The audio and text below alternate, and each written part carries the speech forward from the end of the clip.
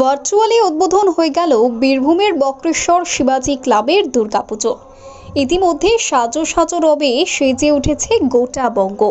মায়ের আগমনী বার্তার সুর আকাশে বাতাসে ছড়িয়ে রয়েছে প্রতিটি জায়গায়। মহালয়া থেকে শুরু হয়ে গেছে উদ্বোধনী অনুষ্ঠান। হাতে গোনা আর মাত্র কয়েকটা দিন, উমা আসার অপেক্ষায় প্রহর গুনছে আপামর বঙ্গবাসী। আমাদের প্রতিনিধিরা পৌঁছে গিয়েছিল বীরভূমের বক্রেশ্বর শিবাজি ক্লাবে।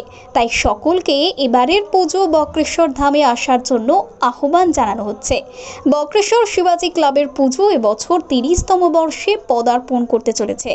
বেশ জাঁকজমকপূর্ণ এবং আনন্দের সাথে পালিত হবে এবারের পুজো।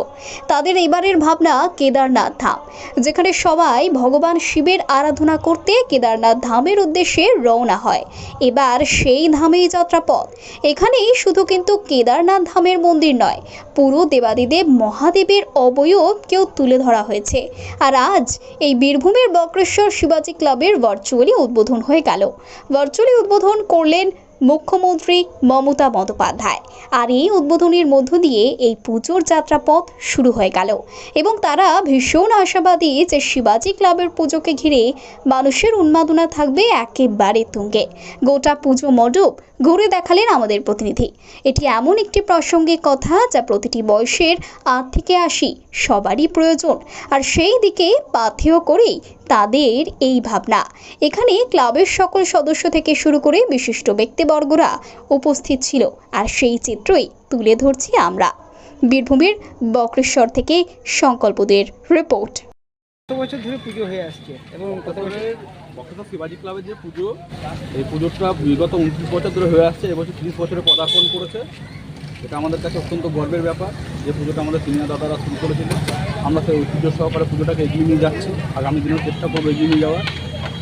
এবং এই বছরে আমাদের যেটা চিন্তাভাবনা পুজো সম্পর্কিত, সেটা হচ্ছে বক্রেশ্বর যেহেতু একটা আধ্যাত্মিক জায়গা, মহাদেবের ক্ষেত্র, তাই আমরা চেষ্টা করেছি তুলে ধরার যে কেদারনাথ যেটা ধাম, সেই কেদারনাথ ধামকে আমরা এখন তুলে ধরার চেষ্টা করেছি। কেদারনাথ ধাম শুধু প্যান্ডেলের ক্ষেত্রেই নয়, কেদারনাথের যে অবয়ব, যেটা মহাদেবের যেটা মূর্তি, আমরা সেটাও ভেতরে তুলে ধরার চেষ্টা করেছি। আপনারা সেটা দেখাতে পারবেন দর্শকদেরকে। 1-2 দিনের মধ্যেই সেটা উন্মোচন হয়ে যাবে আশা করা যায়। এবং আমাদের কাছে অত্যন্ত আনন্দের ব্যাপার যে আমাদের পশ্চিমবঙ্গের মাননীয় মুখ্যমন্ত্রী মমতা বন্দ্যোপাধ্যায় আজকে আমাদের পুজোটাকে ভার্চুয়ালি উদ্বোধন করলেন। তার জন্য বক্রেশ্বর শিবাজি ক্লাবের পক্ষ থেকে ওনাকে জানাই ভারত শুভেচ্ছা, প্রণাম। এবং বক্রেশ্বর যদি এখন কেউ আছে তাহলে দুই জায়গায় দর্শন পাবে।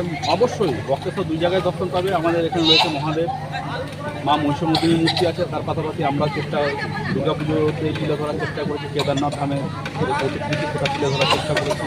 মানুষের কাছে এটা হয়তো আকর্ষণীয় হয়ে থাকবে। এবং আমাদের যে পল্লীগ্রাম, সেই পল্লীগ্রামে মানুষ আরও বেশি আকর্ষিত হবে কেদারনাথ ধাম দেখে, আনন্দিত হবে।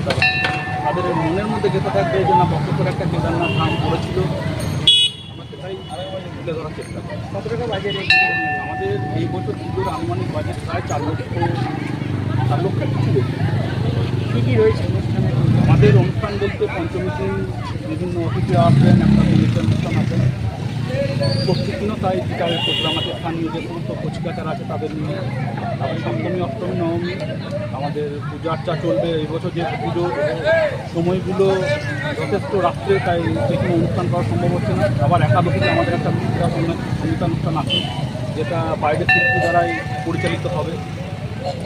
সেটাও দর্শকদেরকে আপনাদের মাধ্যমেই আমন্ত্রণ জানাচ্ছি সেটা দেখার জন্য।